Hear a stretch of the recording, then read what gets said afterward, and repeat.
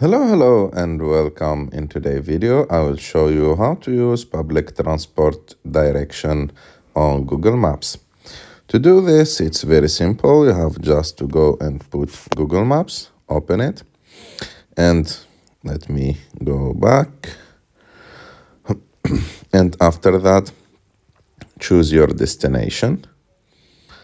For example, I will choose like a hotel. For example, I will choose this hotel. And after that, click on direction.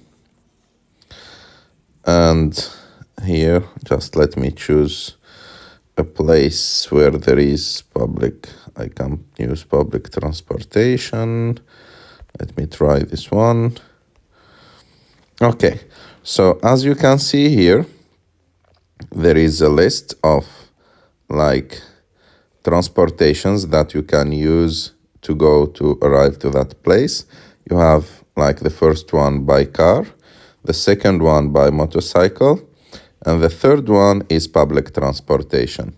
And as you can see here, it will tell you what type of public transportation you need to take to arrive to your destination and how much time do you need to arrive to that destination also with public transportation.